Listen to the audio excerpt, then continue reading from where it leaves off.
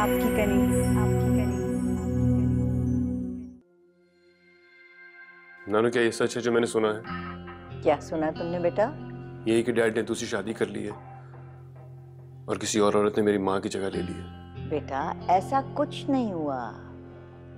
तुम यूं समझो कि इस घर में बहुत सारे मुलाजिम आते जाते रहते हैं। माली अनवर बूढ़ा हो गया था, वो चला गया, उसकी जगह उसकी बेटी आ गई, बस। मैं समझा नहीं, परी तो कुछ और ही कह रही थी। बेटा वो बच्ची है, उसे जो नजर आता है उसे वो सच समझती है। लेकिन जो चीज नजर आ रही हो जरूरी नहीं कि वो वैसी ही हो। वो लड़की इस घर में आई जरूर है, लेकिन शामिर की जिंदगी के आस पास वो भटक नहीं सकती। तुम्हारी नानू अभी तक जिंदा है और मेरे जीते जी मैं शीरीन की जगह इस घर में किसी और को नहीं लेने दूंगी। तो बिल्कुल फिक्र मत करो। अच्छा मेरा बच्चा, खुदा हाफिज।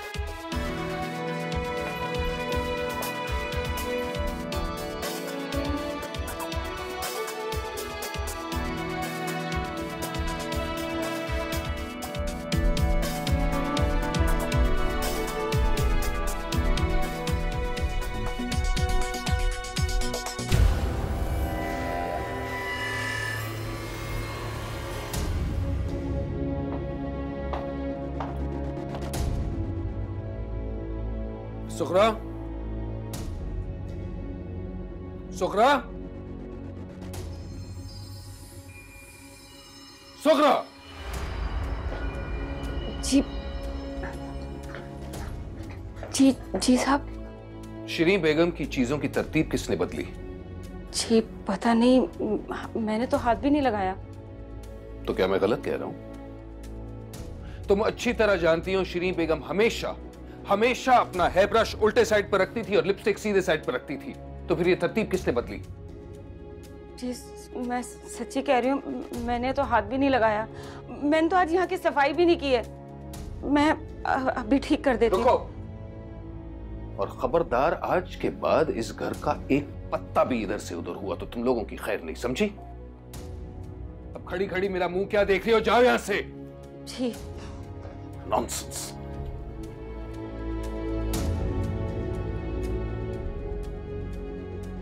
आई am sorry Shiri, I am sorry. मैं इन लोगों को समझा समझा के थक गया हूं, पर ये लोग बाज ही नहीं आते। आई एम सॉरी। मैं जानता हूं तुम्हारा मूड खराब हो गया होगा।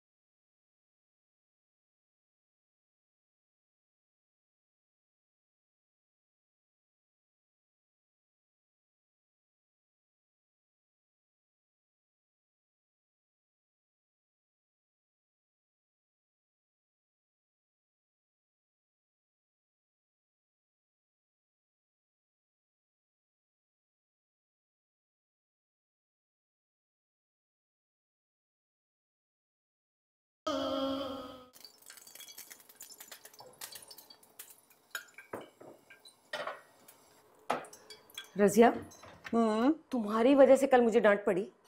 अरे तुम्हें क्या जरूरत थी उनके मामले में बोलने की? तुम्हें कितनी दफा समझाया है कि इस घर में बड़ी से बड़ी गलती माफ हो सकती है, लेकिन शीरी बेगम साहबा की मर्जी और पसंद के खिलाफ कोई गलती माफ नहीं हो सकती। अच्छा, और जो साहब ने खुद किया, हमने तो चीजें इधर उधर की हैं, लेकिन अब साहब खुद इधर उधर हो गए। अरे चुप कर जाओ, किसी ने सुन लिया ना तो फिर से शामत आ जाएगी। और अम्मा बेगम की तबीयत और मूड तो वैसे ही खराब है।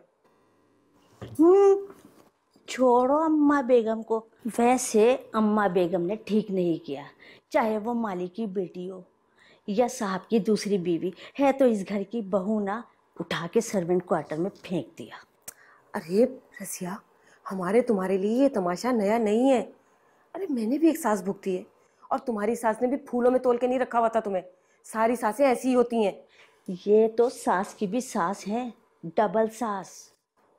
डबल सास? हाँ हाँ, शौहर की माँ सास होती है, और फिर शौहर की सास सासू, यानी कि डबल सास। चुप कर जाओ, मुझे नाश्ता बनाने दो। वैसे ना उस बेचारे ने कुछ खाया भी होगा या नहीं। तुम्हें बड़ी हमदर्दी हो रही है उससे। अगर इतनी हमदर्दी हो रही है तो जाओ, जाके दे आओ कुछ खाने के लिए, लेकिन ध्यान से। अम्मा बेगम को पता चल गया ना तो सुबह सुबह इज्जत अफजाई हो जाएगी। अच्छा, तुम नाश्ता ट्रे में लगाओ, मैं जाके देकर आती हूँ, ठीक है?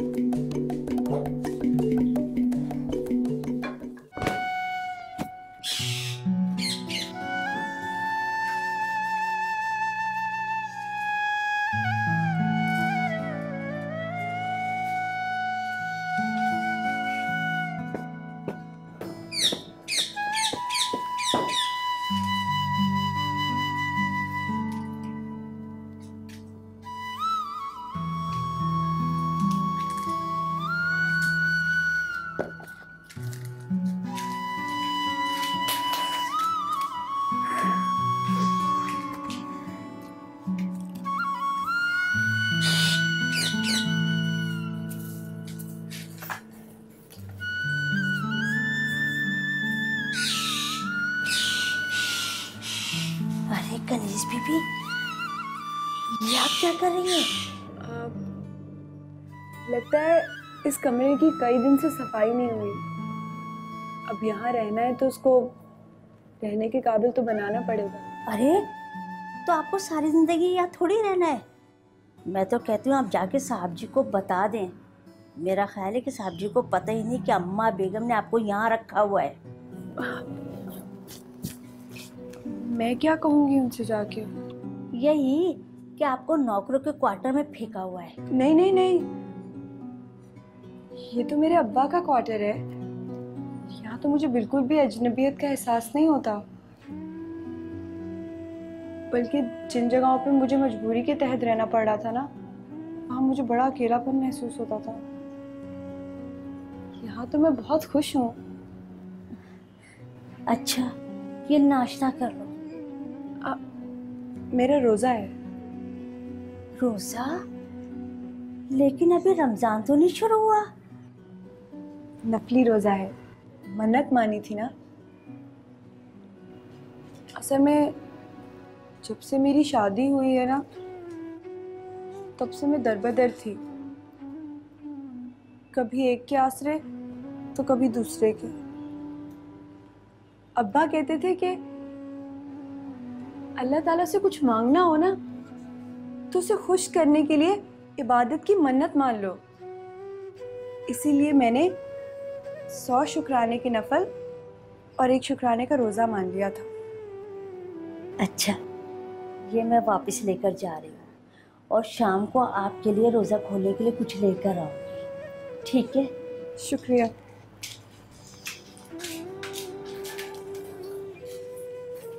पर कनीज बीबी, यहाँ तो कुछ खाने के लिए भी नहीं था, तो आपने रोजा किससे रखा? और दूसरी ये कि हम लोग तो अम्मा बेगम के खौफ से रात को खाना भी लेकर नहीं आए, फिर आपने रोजे का टाइम क्या खाया? मैंने पानी से रोजा रख लिया था।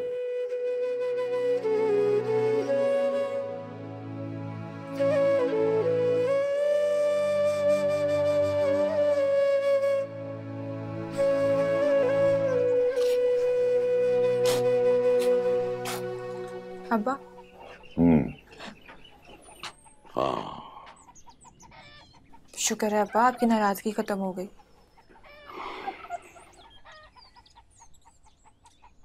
अब तेरे अलावा है कौन मेरी जिंदगी में, है? कितनी देर नाराज रह सकता हूँ तुझसे? अब्बा ऐसे तो ना कहे, कनीज भी तो है, और मुझे पता है कि वो आपकी हमेशा से लाडली रही है और आपने हमेशा उसको मुझसे ज्यादा प्यार किया है।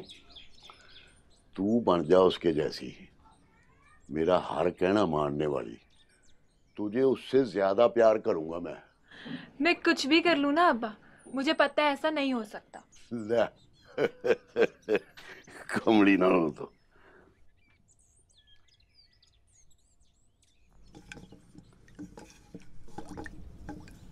अच्छा ये बताएं, आप जा कहाँ रहे हैं? वो इस शहर जा रहा हूँ, कनीज को और साहब को खाने की दावत देने। भाई रिवाज तो होता अगले दिन का,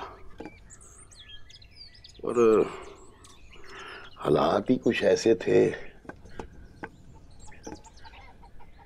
तो अब देखना, बरादरी वालों को तो नहीं पता ना, उन्होंने तो एक ही रट लगाई हुई है कि भाई तेरी बेटी और दामाद वापस नहीं आए खाना खाने। भाई इसीलिए शहर जा रहा हूँ। अब्बा मैं भी चलूं साथ? ओ ना ना, तू यही रह, मैं तो आप डरते डरते जा रहा हूँ। कहाँ मेरा साहब जी और कहाँ ये मेरा गरीब सा घर। अब आप ये सोचना छोड़ दें, अब यही समझें कि आप अपनी बेटी और दामाद को बुलाने जा रहे हैं। वो यही सोच के तो मैंने हिम्मत की है। फिर ये भी ख्याल आता है कि भाई अगर शर्मा हजूरी में ना गया तो अगले ये ना सोचे भी कमी कमीन लोग हैं, इनको शायद रिवाजों का नहीं पता, या इतने गए गुजरे हैं कि बेटी दामाद को एक वक्त का खाना भी अच्छा सा नहीं खिला सकते। बात ये है कि देखो, तो पहले तो ये बात थी मेरे और साहब जी के दरमियान, अब तो पूरे शहर को इस शादी का पता चल चुका है। हाँ अब्बा, आप बिल्कुल ठीक कह रहे हैं। ऐसी छोटी छोटी बातों को तो लोग पकड़ लेते हैं। कल को वो लोग मेरी बहन को ताने ना दें कि तुम्हारे मैके वाले तुम्हें पूछते नहीं है या उनको रिवाजों का नहीं पता। आप बिल्कुल फिक्र ना करें, मैं ना बहुत अच्छा खाना बनाऊंगी जैसे शहरों में बनता है। मैं ना चाचा को, ताया को, फुप्पी को, सबको बता के आती हूँ कि कन्नी आ रही है। हाँ, जानता है।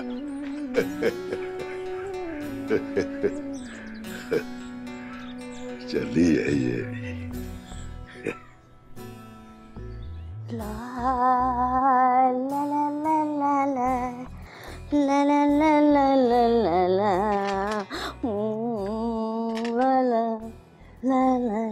ला ला ला ला ला। रजिया। जी बेगम साहब। खामोशी से काम नहीं होता तुमसे? जी। कान खोल के बात सुनो। मैंने सदके न्याज के लिए देगे मंगवा दी हैं, आस पड़ोस के सारे मुलाजमों को बता दिया है, ड्राइवर को भी कह दिया है कि बस्ती में जाके गरीब लोगों को खाना पहुंचा दे। अब याद रखना, गेट पे आज जो भी भिखारी आए उसे खाली हाथ ना जाने देना। जी अम्मा बेगम।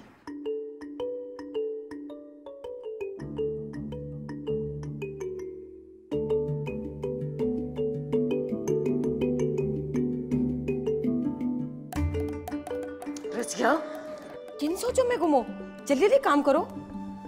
मैं ये सोच रही हूँ कि ये बड़े लोग भी कितने उल्टे दिमाग के मालिक होते हैं। अरे दूर दूर से गरीब लोगों को 500-600 को बुला के तो खाना खिलाएंगे, लेकिन अपने ही घर में अपनी ही बहू कल से भूखी प्यासी पड़ी है। 500-600 लोगों का खाना खिलाने का इनको सवाब मिलेगा, या अपने ही घर में एक मासूम बच्ची को भूखा रखने का गुनाह। तुम ना खामोश रहा करो और अपने काम पर ध्यान दो। इसका ना काम के अलावा सब बातों में ध्यान रहता है।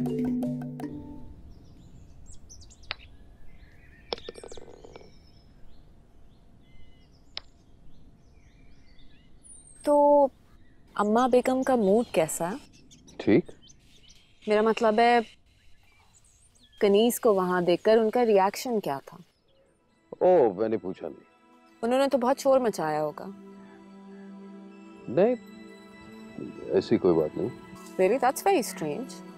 मेरा तो ख्याल था कि वो तुम्हारी दूसरी शादी का जिक्र सुनकर ही तूफान मचा देंगे। मुझे पता होता कि वो इतनी काम रहेंगी तो ये रिस्क शायद मैं ही ले लेती। हाँ, शायद तुम्हें ले लेनी चाहिए। वैसे she is very understanding.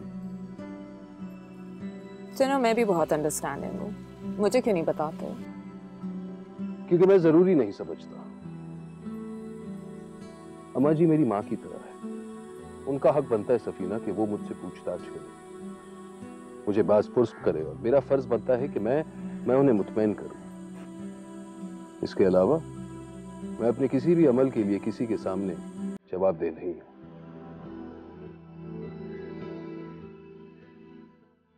Excuse me.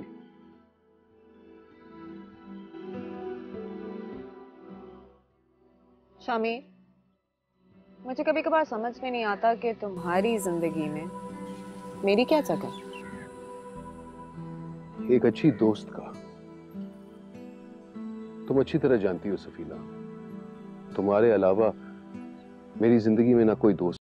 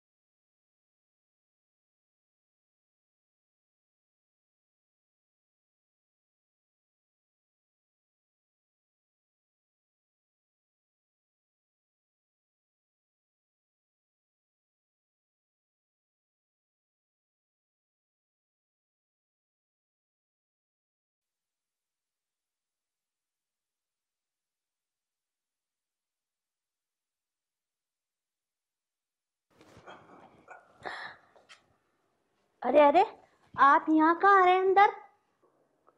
वो मैं अपनी बेटी कनीज से मिलने आया हूँ। ओह, अच्छा। रजिया, सोहरा, वो माली आया है। अरे अब क्या करें? भगाओ इसे यहाँ से। तुम्हें पता है ना, हुआ बेगम व्हील चेयर पर बैठ के घर की चौकीदारी करती हैं। उन्होंने देख लिया तो तुम्हारी शामत आ जाएगी। आए हाय, बेचारा इतनी दूर से आया है अपनी बेटी से मिलने, मैं ऐसे कैसे कह दूं? तो हम क्या करें? लेकर जाओ उसकी बेटी के पास। वो कौन सा यहाँ पर रहती है? जाओ जल्दी से, जाओ।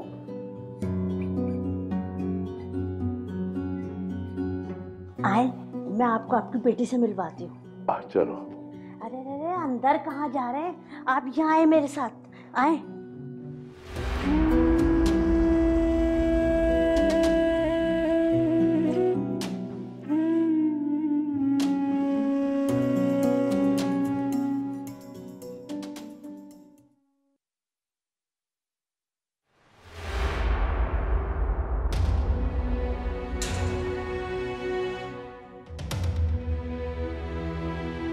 अस्सलाम वालेकुम अब्बा।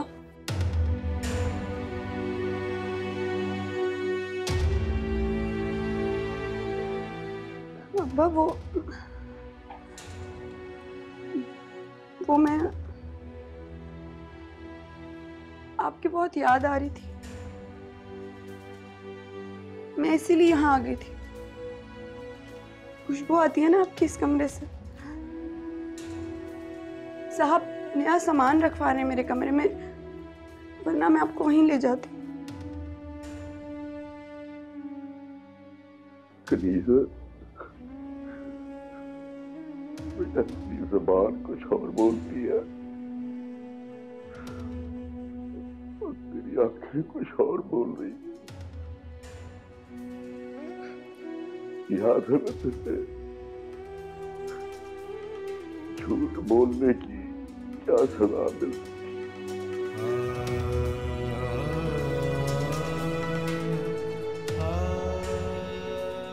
अब झूठ नहीं बोलूं।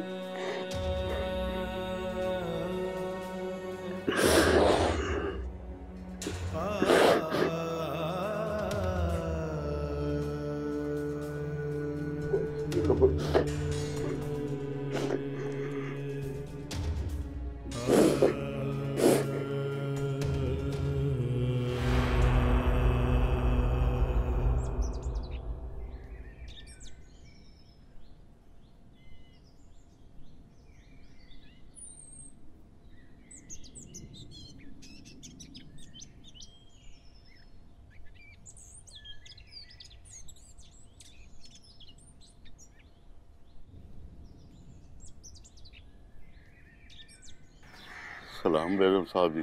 तुमने नौकरी क्या छोड़ी अनवर? तुम तो इस घर के अदब व आदाब ही भूल गए। माना कि तुम हमारे मुलाजिम नहीं रहे, लेकिन इतने साल तुमने इस घर का नमक खाया है। तुम्हें इतनी तमीज़ नहीं रही कि घर में दाखिल होके सबसे पहले घर के मालिकन को सलाम कहते हैं। नहीं नहीं बेगम साहब जी, मैं पहले आपको सलाम करने आया था जी। आप शायद मसरूफ थी जी उस वक्त। वैसे भी मैं कौन सा तुम्हारा सलाम लेने के लिए तरसी बैठी थी। वो तो मैंने इसीलिए कह दिया कि तुम मुझे मिल लेते तो तुम्हारा ही कोई भला हो जाता। गरीब आदमी हो, 1000 ज़रूरतें होती हैं। इसको ज़रा खाना ज़्यादा दे देना, गांव से आया है, एक प्लेट से इसका क्या बनेगा। बहुत अच्छे मौके पर आए हो तुम। हमारे घर से आज तक कोई खाली हाथ नहीं जाता। ऐसे भी तुम बेरोजगार हो, खैरात और सदक़े का हक बनता है तुम्हारा। बेगम साहब जी, जब तक मेरे हाथ पैर सलामत है ना जी, मैं अपने बच्चों के पेट में सदका खैरात नहीं डाल सकता जी। सलाम साहब जी। वालेकुम सलाम। शामिर, ये मत समझना कि मैं उसे जान के खाली हाथ लौटा रही हूँ। इसका तो दिमाग खराब हो गया, जरा देखो। वो साहब जी, असल में तो मैं आपको दावत देने आया था जी। वो हमारे यहाँ ना शादी के बाद बेटी अपने शौहर के साथ आती है जी दावत में खाना खाने के लिए। उसमें पूरा खानदान आता है जी। फिर मैं गरीब जरूर हूँ साहब जी, और इज्जतदार आदमी हूँ। अगर आपके पास वक्त हो तो घंटे 2 घंटे के लिए कनीज को साथ लेके मेरे गरीब खाने पे आ जाए, हमारी इज्जत रह जाएगी साहब जी। तुम अपनी औकात से जरा ज्यादा बाहर हो रहे हो। तुम अच्छी तरह जानते हो कि तुम्हारी बेटी की शादी शामिर के साथ किन हालात में हुई। तुम्हारी इज्जत को ढांपा है उसने। तुम्हें तो एहसानमंद होना चाहिए, उल्टा तुम सर पर चढ़ रहे हो, तौहीन कर रहे हो मेरे बेटे की। नहीं नहीं बेगम साहब जी, मैं ऐसी गुस्ताखी कैसे कर सकता हूँ। अम्मा जी प्लीज काम डाउन। खामखा गुस्से होने से आप ही की तबीयत खराब होगी। हमारे जूतों पे रहने वाले हमारे मुंह को आ रहे हैं। शामिर तुम चुप रहो, मैं खुद इससे बात करती हूँ। जो होना था हो गया। खुदा मेरे बेटे की नेकी कबूल करे।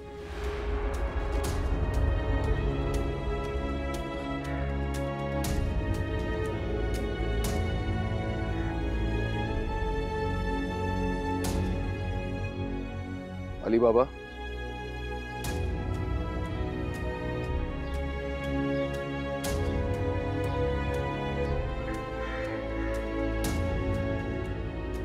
आपके घर पे आपके रिश्तेदार इंतजार कर रहे होंगे। अगर आप चाहें तो रस्म के लिए अपनी बेटी को ले जा सकते हैं। साहब जी, हम गरीबों के घर में अगर बेटी अकेली आ जाए ना तो बहुत ज्यादा बातें बढ़ती हैं। बेटियों की इज्जत तो सिर के साईं से होती है साथी।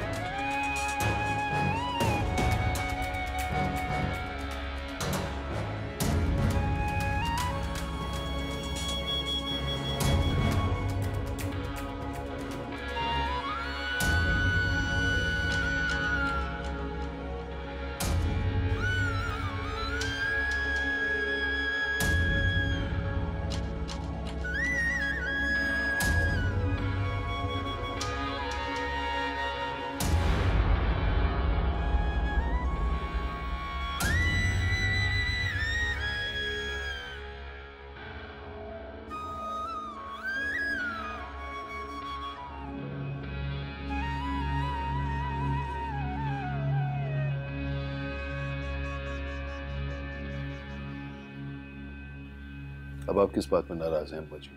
मैं उससे बात कर रही थी तो बीच में शय देने की क्या जरूरत थी?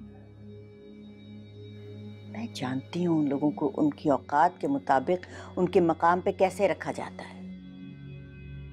तुमसे एक गलती हो गई सो हो गई, अब गलती पे गलती तो मत करते जाओ। अब मुझसे कौन सी गलती हो गई अम्मा जी? मैंने उनकी दावत तो कबूल नहीं की। और तुम्हें कबूल करनी भी नहीं चाहिए थी, क्योंकि वो तुम्हारी शायान शान नहीं थी। बल्कि तुम्हें तो उन लोगों को एहसास दिलाना चाहिए था कि तुम्हें दावत दे के उन्होंने तुम्हारे साथ गुस्ताखी की है। बल्कि मैं पूछती हूँ कि उस लड़की को साथ ले जाने की बात ही क्यों की तुमने? वैसे आप क्यों नहीं चाहती कि वो जाए? कल तक तो आप उसके इस घर में आने की मुखालफत कर रही थी और सडनली चंद घंटों में आपकी इतनी अजीज बन गई कि आप उसे जाने ही नहीं देना चाहती। कैसी बातें कर रहे हो? मेरा उस लड़की से क्या ताल्लुक? मैं तो ये जानती हूँ कि तुम्हारी इजाजतों के साथ उसकी हिम्मत और बढ़ेगी और आए दिन वो एक नई फरमाइश और एक नया मुतालबा लेके तुम्हारे सामने आ जाएगी। और वैसे भी जब तुम तय कर चुके हो कि इस लड़की को यहाँ रहना है तो इसे इस घर का आदी हो जाना चाहिए। आए दिन मैके भागी भागी जाएगी ना तो उसके कम जात मैके वाले हम लोगों से ताल्लुक बढ़ाने की कोशिश करेंगे। लेकिन अम्मा जान, मैं तो सिर्फ... देखो, तुमने ये मामला मेरे सुपुर्द किया था और मुझे पूरा इख्तियार दिया था कि मैं जो चाहूं करूं। अब क्या ये इख्तियार मुझसे वापस ले रहे हो? कैसी बातें कर रही हैं अम्मा जी? मेरी ये मजाक? अच्छा प्लीज अब आप अपना मूड ठीक कीजिए। बाकी मुझे बड़ी भूख लग रही है, कुछ खाने को भी देंगी या फिर सारा खाना आपने गरीबों में बांट लिया? अरे वो तो खैरात और सदक़े का खाना था, सैकड़ों लोगों में बांटने के बावजूद बचा हुआ है। माशाल्लाह। लेकिन खुदा न खास्ता मैं वो तुम्हें थोड़ी दूंगी। तुम्हारे लिए तो मैंने बहुत स्पेशल खाना बनाया है जो तुम्हारा और शीरीं का फेवरेट है। रजिया, रजिया, शामी साहब के लिए खाना लगवाओ। रजिया। जी अम्मा बेगम।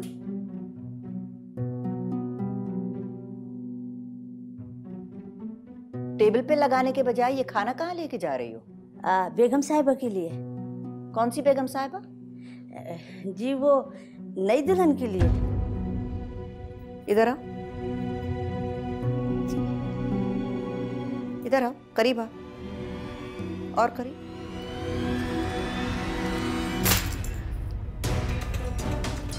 क्या कहा तुमने? फिर से दोहराओ। बेगम साहिबा? दुल्हन? जी नहीं। इस घर में कोई दुल्हन नहीं है और मेरे अलावा कोई और बेगम साहिबा नहीं है। आई समझ? जी। और उसके लिए बाहर लंगर से सदके का खाना लेके जाओ। दफा हो जाओ यहाँ से।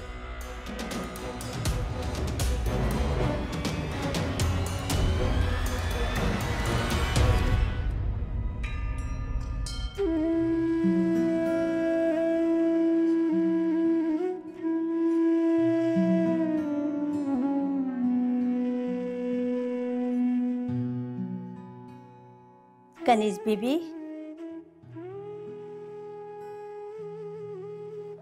मेरे अब्बा चले गए क्या? कब के? बल्कि अब तो गांव पहुंचने वाले होंगे। अच्छा, मुझे लगा कि वो बाहर काम कर रहे होंगे। असल में उन्हें बहुत प्यार है ना पेड़ पौधों से, फूलों से। जी जी। कनीज बीबी, वैसे तो रोज़ा खुलने में देर है, लेकिन पता नहीं फिर मैं आ सकूं या ना आ सकूं। ये मैं लंगर के खाने में से लेकर आई हूँ। मैं यहाँ रख देती हूँ, आप मगरिब पे इफ्तार कर लीजिएगा, ठीक है?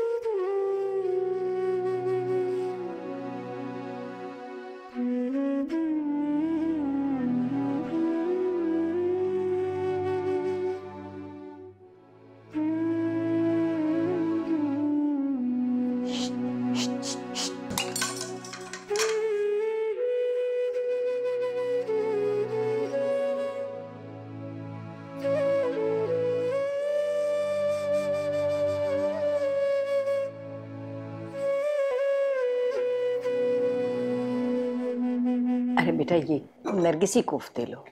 ये खास उसी तरह बनाए हैं जैसे शीरीं बनाया करती थी। वही मसाले पीस के डालें। खुशबू तो इनमें से वैसे ही आ रही जैसे शीरीं के हाथ के पकाए हुए खानों में से आती थी। लो। जी, आप ले। मैं लेती हूँ।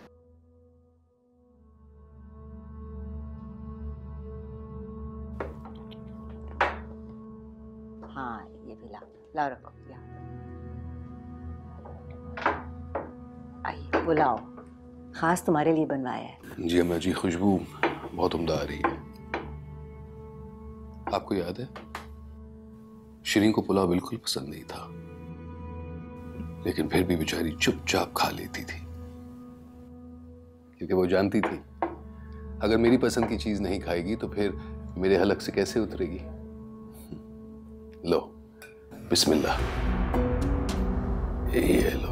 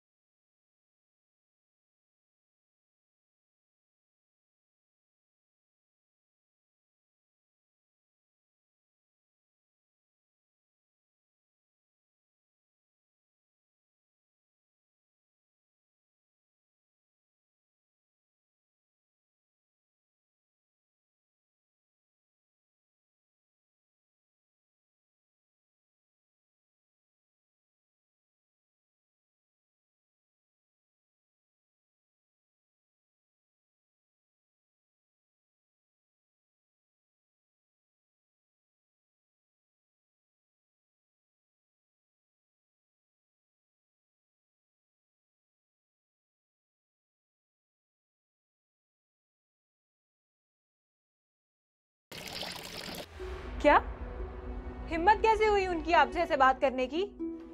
ओ बेटा देख, उनका कसूर कोई नहीं है।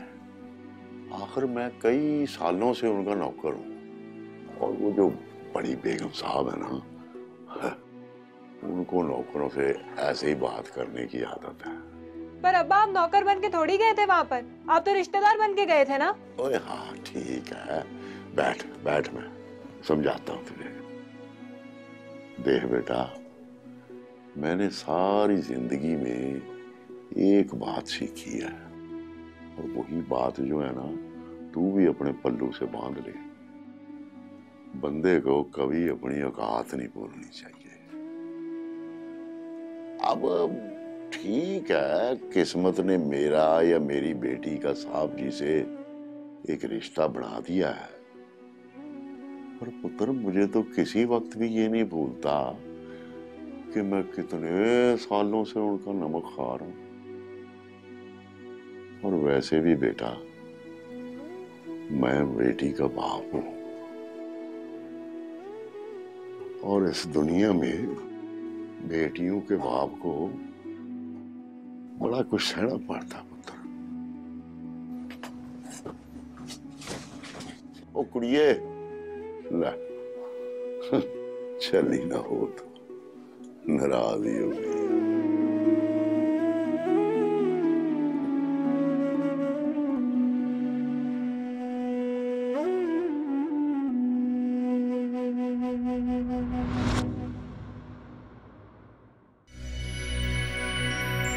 आपकी कनीज।